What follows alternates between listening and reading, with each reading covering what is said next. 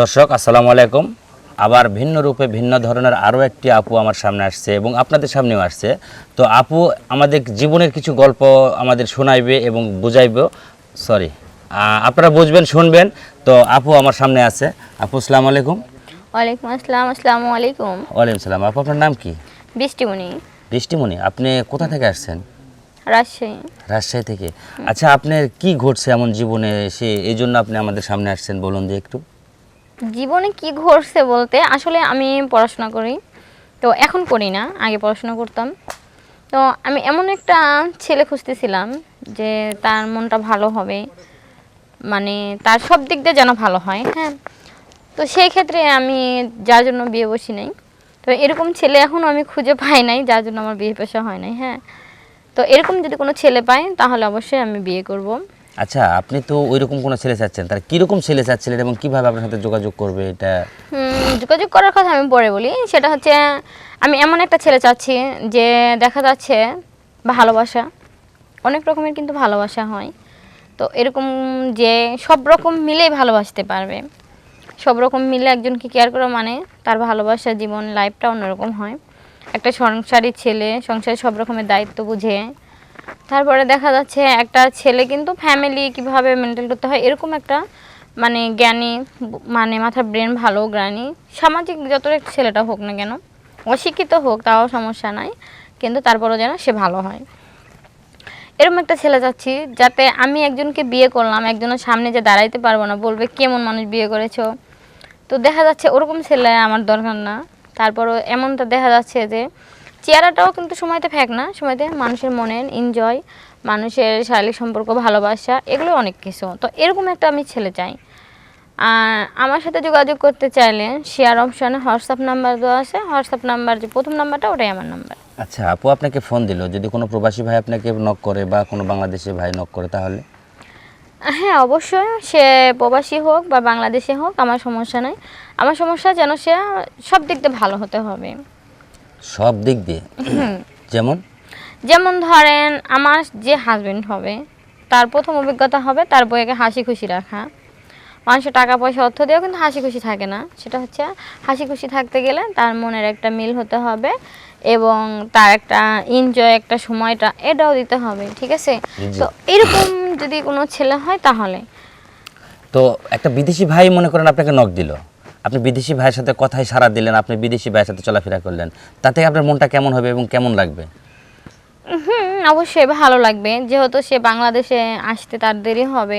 তো আমার সেই ক্ষেত্রে তার সাথে কথা বলে সময় কাটাতে হবে যাতে তারও ভালো লাগে আমারও ভালো লাগে। আমি চাবো সে যেন সবসময় হাসি খুশি ভালোতে থাকে, সেও তারও চাইতে হবে আমি যেন হাসি খুশি ভালোতে থাকি। জি জি। তো একটা মনের সাথে মন না হলে মিললে কি একটা ভালোবাসা হয়?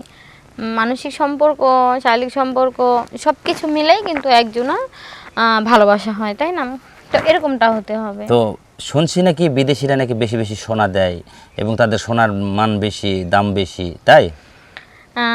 সোনা দেয় কিনা আমি তো বিয়ে বসি নাই, আমি জানি না। তো তো হচ্ছে আপনার সোনা দানা এগুলো না, যদি কেউ ভালোবেসে দেয় সেটার হিসাব আলাদা। তো আমার সোনা দানা না, আমার এমন মানুষ চাই যাতে আমাকে সোনার চেয়ে ভালো মতো রাখতে পারবে। টাকা পয়সা মানুষের জীবনে থাকে না, কিন্তু ভালোবাসাটা অনেক দিন থাকে।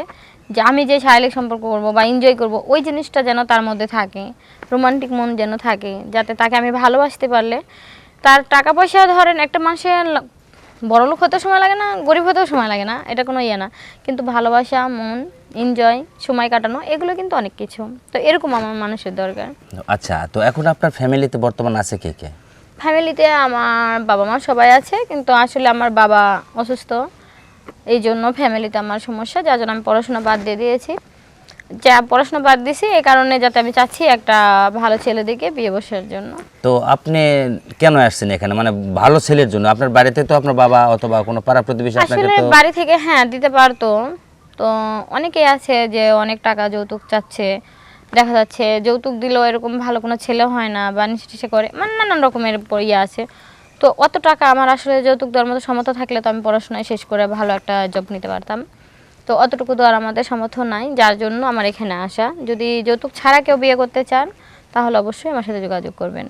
তো দর্শক, আসলে আমরা অনুষ্ঠানের কিন্তু শেষ প্রান্তে। তো এখন তারপরও আরও একটা কথা, সেটা হলো যে আপু মানে আপনার ফ্যামিলিতে শুধু বাবা মা আছে, আর কেউ কোনো সদস্য হ্যাঁ, আছে কি আমার এরকম? বোন আছে, আমার ভাইয়া নাই, আমার বোন আছে। আচ্ছা, আপনার যে বোনগুলো আছে ওগুলোর কি বিয়ে শাদী হয়েছে? হ্যাঁ হ্যাঁ, বিয়ে শাদী হয়েছে একটা, আর একটা হচ্ছে ছোট, আমারও ছোট। আর এখন আমি বর্তমানে টিউশনি করাইতেছি, টিউশনি দিয়ে যা হচ্ছে এটা দিয়ে আমাদের সংসার চলে যাচ্ছে। তো এই যে আপনি একটা কথা বললেন যে আপনার টিউশনি করে আপনার সংসার আপনি চালাচ্ছেন, তো আপনি যদি বিয়ে হয়ে পরের ঘরে চলে যান তাহলে আপনার ওই সংসারের দায়িত্বটা নেবে কে? এইরকম একটা কিছু বললে আসলে এরকম বললে কি, যারা বিদেশে থাকে তাদের কিন্তু অনেক রকমের, বিদেশ বা দেশের না, তাদের অনেকের আছে মন মানসিকতা অনেক, যারা বাবা মা নেই, তার ওয়াইফের জন্য তার ফ্যামিলিও মানে কেয়ার করে। যদি এরকম হয় তাহলে আমার জন্য আরও ভালো, কারণ আমার বাবা অসুস্থ, আমার আম্মু কাজ করে, আর আমার ছোট একটা বোন আছে। তো আমি চাবো এরকম যদি কোনো ছেলে হয় যে তার বাবা মাকে আমি ভালোবাসবো একটা সংসারে, সে যদি আমার বাবা মাকে কিছু কেয়ার করে, তো যদি হয় এরকম ছেলে তাহলে তার কোনো কথাই নাই। আচ্ছা, আর হ্যাঁ, হ্যাঁ বলুন বলুন। যদি আমার সাথে কেউ যোগাযোগ করার চেষ্টা করে তাহলে শেয়ার অপশনে নাম্বার আছে, হোয়াটসঅ্যাপ নাম্বারে ফোন দিলে আমার সাথে কথা বলতে পারবে। তো দর্শক, এবারে কিন্তু শেষে চলে গেলাম। তো এখন আপনারা আপুর যে ভিডিওটি দেখলেন, অবশ্যই ভিডিওটি শেয়ার করবেন, আরও 10 জনকে দিবেন, কারণ আপুর ভালো মনের মানুষ দরকার। আর এই জন্য আপু আমাদের এখানে আসছে আপনাদের সবার কাছে শেয়ার করার জন্য। তো আপুর কথাগুলো ভালো লাগবে, শুনবেন, এবং আপুর ভিডিওটি শেষ পর্যন্ত দেখে যে শেয়ার অপশন আছে ওখানে ফোন ক্লিক করবেন। আর আপুর হোয়াটসঅ্যাপ অথবা ইমো নাম্বার দেওয়া আছে, ওটাতে আপনারা ফোন দিয়ে আপুর সাথে যোগাযোগ করবেন।